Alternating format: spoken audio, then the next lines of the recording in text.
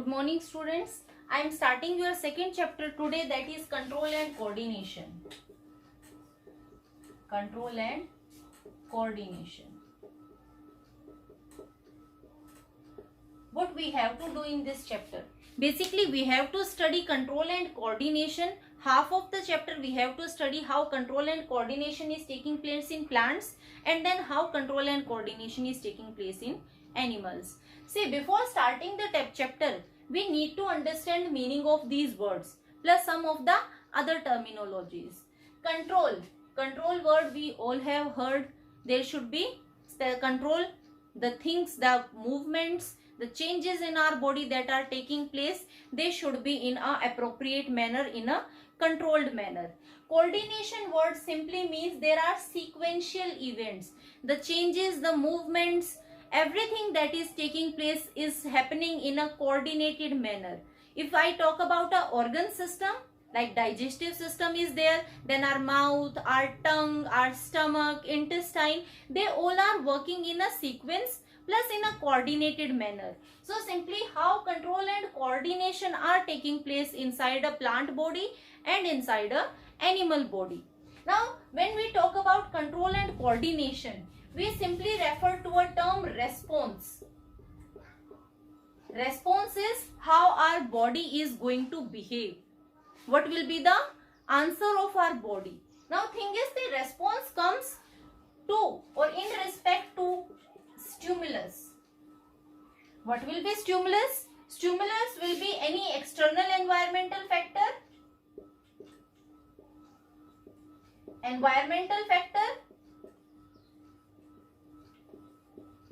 And in respect to this environmental factor, our body is going to produce or generate a response in a control and coordinated manner. Now, this stimulus can be anything. This stimulus can be light, it can be heat, it can be cold. So, anything that is leading to change is basically a stimulus.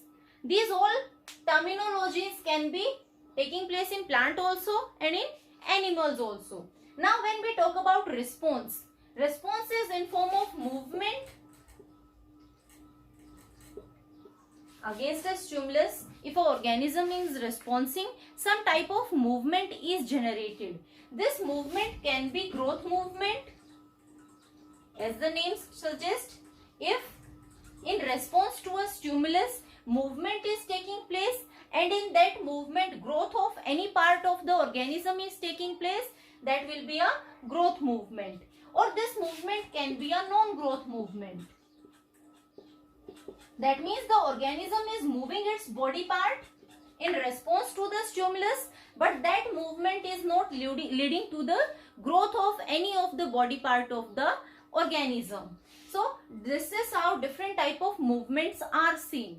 If I talk about their examples, mostly the plants show growth movement. That means in response to light, or you can say in response to gravity, they are going to grow their different parts, while most of the non-growth movements are seen in animals. Now let's see how control and coordination takes place in animals. In animals, for control and coordination, basically two systems are functioning. First system is nervous system, and second system is hormonal system, or it is sometimes also known as endocrine system. See, if we generally see the difference between control and coordination in plants and control and coordination in animals, we know some of the basic differences between plants and animals. Plant body is mostly made up of dead cells. They are not going to move. They are fixed at one single place. Plus, they are not very much flexible. While animal body is mostly made up of living cells, they are flexible. They can easily move from one place to another place. And if we see, suppose we are having nervous system, digestive system, such type of organ systems are absent in plants. So whenever we are going to see a response in plant as compared to an animal, the plant response will be very slow and it is almost not noticeable. We are not going to see that response. While in animals, the response is very fast and it can be noticeable. Reason? Because we are having nervous system. We are having brain, we are having nerves in our body. So the response that is generated by this nervous system is going to be very fast and it can be easily seen. While hormonal or endocrine system is again a slow process. The response is coming through this system is again very slow. So let's take one by one how nervous system is functioning and how later on hormonal system is functioning. If I talk about the nervous system, our nervous system is divided into three parts. The first part is central nervous system,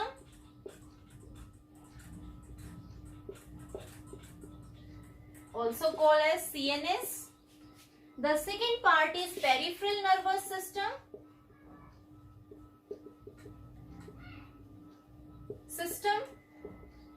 generally write it as PNS, and the third part is autonomic nervous system.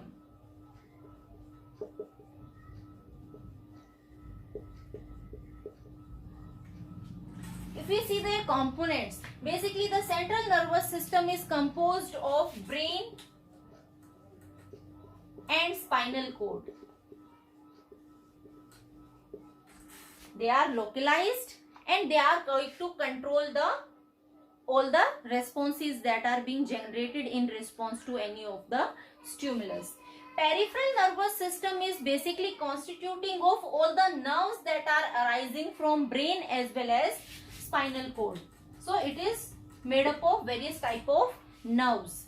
Autonomic nervous system is basically of two types: sympathetic nervous system and parasympathetic nervous system. These two systems are basically going to work antagonist to each other, plus they are controlling the movement of internal organs of our body. These are the parts of nervous system. Firstly, I am discussing about the peripheral nervous system. Said peripheral nervous system is made up of nerves.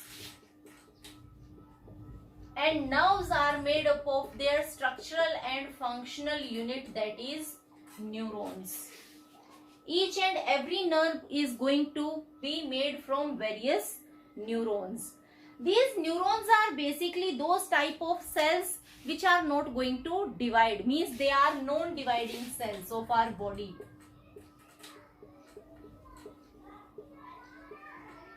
If our neurons are going to be injured because of any of the region, they will not be replaced in our body. These neurons, they can be of different type depending upon in which direction they are going to take the message. Discussing about the type of neurons. So basically three type of neurons are there. First are motor neurons. The function of motor neurons will be, these motor neurons are going to carry a message from central nervous system to the effector organs of our body.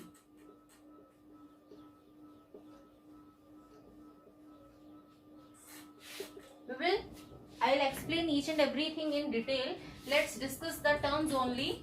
Another one is sensory neurons. The sensory neurons, they are going to convey the message from sense organs to the central nervous system. And the third one are relay neuron. They are present in the central nervous system and they are going to join the motor neurons with the sensory neurons. See how we can understand these type of neurons. Simply, just a thing is the skin. My skin is sense organ. If I am touching anything that is hot, what will happen? That hot object will be a stimulus. The skin will be the cells, or you can say sense organ, that is going to receive that message.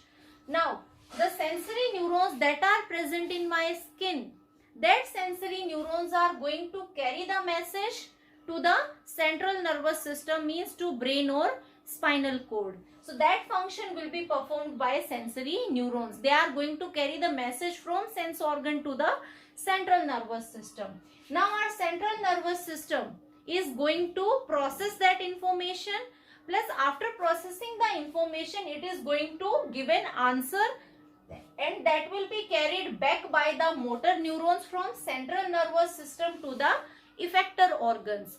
What will be the effector organs? The effector organs can be the muscles of my hand, because I am going to move my hand from that hot object. So movement of hand will take place because of contraction of my muscles. So effector organs can be muscles, or sometime it can be glands, because of the response of the brain, or you can say central nervous system. Glands are going to release their secretion. Plus Rene neuron are going to join sensory neuron to with motor neuron in the central nervous system. This is how type of neurons are present. Now let's discuss the structure of a neuron, how a neuron looks like. The neuron is basically made up of three regions, three segments. Cell body, this discussing about the structure of neuron.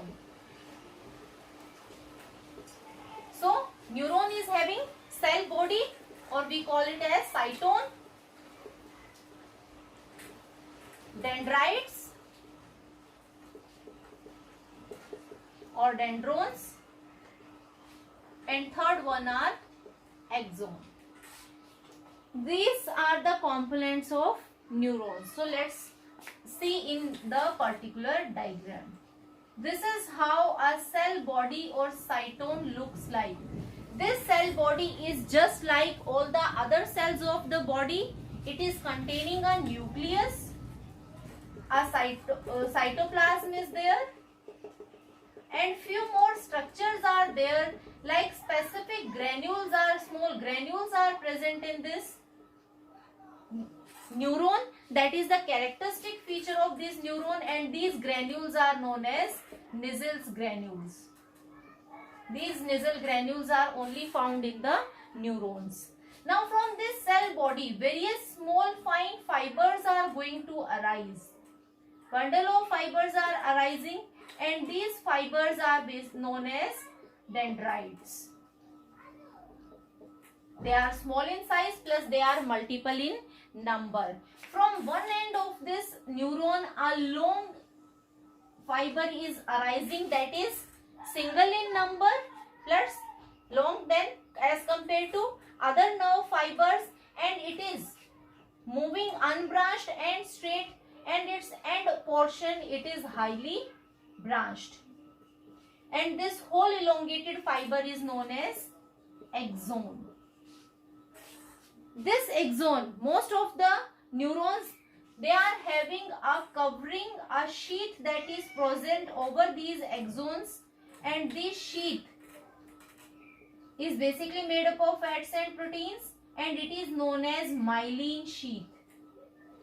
So this is myelin sheath. What this myelin sheath is doing? This myelin sheath is basically acting as an insulator. The space between two myelin sheaths, that is known as Ranvier, node of Ranvier. Plus these myelin sheath are secreted from specialized cells known as Schwann cells. So this is how a neuron looks like. The end portion of neurons are forming knob-like structures called axonal knobs, and they are in the contact with various muscles and glands of the body, and this is how axons terminate, and this last portion is known as axonal ending or axonal terminal. So this is how a neuron looks like. The starting portion of neuron will be dendrites, cell bodies, axon covered by sheath, that is myelin sheath. These myelin sheath are made by Schwann cells. The region where these myelin sheath are not present is known as node of Ranvier. Lastly, at the end position, the axonal endings are basically branched and they are having small circular knobs called axonal knobs, and these axonal knobs are in contact with the different muscles and glands of our body. So this is how a neuron looks like. Nextly, I will discuss how a neuron is going to function.